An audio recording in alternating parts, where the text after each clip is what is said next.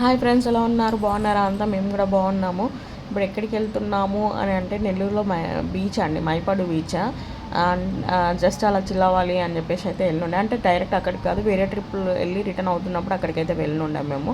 పిల్లలు కూడా కొద్దిగా ఎంజాయ్ చేస్తారు కదా, చిల్ అవుతారు కదా అని చెప్పేసి. మోక్షికి అయితే ఇది థర్డ్ టైం బీచ్ ఎక్స్పీరియన్స్ అండి. మా బాబుకి డుగుకి అయితే ఫస్ట్ టైమ్.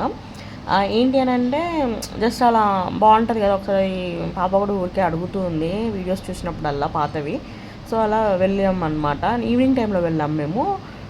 సో అక్కడ రష్ కూడా లేదు. అంటే మార్నింగ్ వీకెండ్స్ అయితే రష్ ఉంటుంది. బాబు మంచిగా ఎంజాయ్ చేస్తున్నాడు. లైక్ అక్క ఎగురుతూ ఎగురుతూ ఏంటి వాటర్ వస్తున్నాయి పోతున్నాయి అనుకుంటున్నాడేమో. మనకి 7 months కదా, అసలు మనకి ఏం అర్థం అవుతుంది కానీ అలా ఎంజాయ్ అయితే చేస్తున్నాడు. పాప కొద్దిగా భయపడింది, పట్టుకో డాడీ అని చెప్పేసి అంటూ ఉందన్నమాట. ఊరికే లాస్ట్ టైం గోకర్ణ వెళ్ళినప్పుడు అయితే తను భయపడలేదు, బాగా మంచిగా అంటే మంచిగా ఎంజాయ్ చేసింది. ఇప్పుడు మరి కొంచెం పెద్దగా అయింది కదా, మరి భయం వచ్చిందేమో తెలియదు. ఇంకా బాబునికి వచ్చేపు పాపనికి వచ్చేపు అట్లా ఆడిపించినాడు వంశీ కూడా. ఏంటి అని అంటే యాక్చువల్గా వీకెండ్స్లో అయితే బాగా రష్ ఉంటుంది ఈ బీచ్. ప్లస్ ఎక్కడికక్కడ ఎగ్ రోల్స్ సోడా అవన్నీ పెడతారండి. కానీ ఈసారి అంటే ఎక్కడ ఎక్కువగా అవి కనిపించలేదు, రష్ కూడా లేదు. వీకెండ్స్ అయితే భలే బాగుంటుంది. చాలా చాలా జనంతో నిండిపోయి అసలు ఇలా ఉండనే ఉండదు. ఇట్లా ఖాళీగా మన పక్కన వేరే పర్సన్స్ కనబడకుండా ఎక్కడో దూరాన కనిపిస్తున్నారు చూడండి. ఎక్కువగా లేరు, ఎక్కడో దూరాన అక్కడ కొంతమంది అక్కడ కొంతమంది లాగానే ఉన్నారనమాట.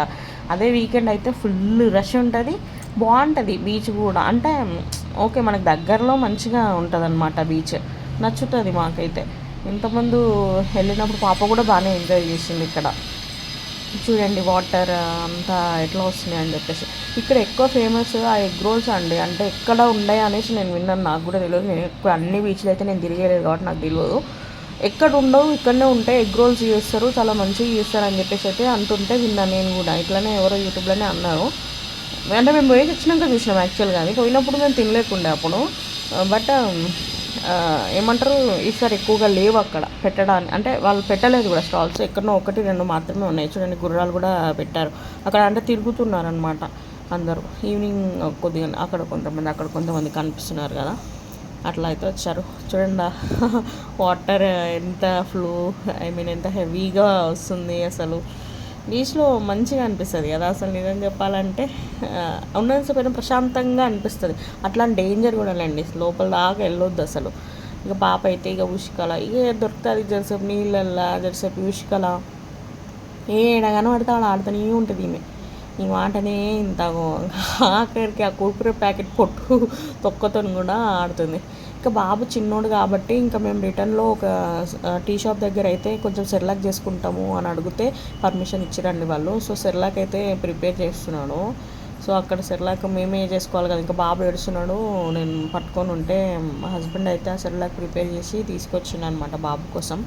ఇంకా మేము రిటర్న్ కొద్దిగా మధ్యలో స్టే చేసి మార్నింగ్ ఫాగ్ చూడండి ఎలా ఉందో.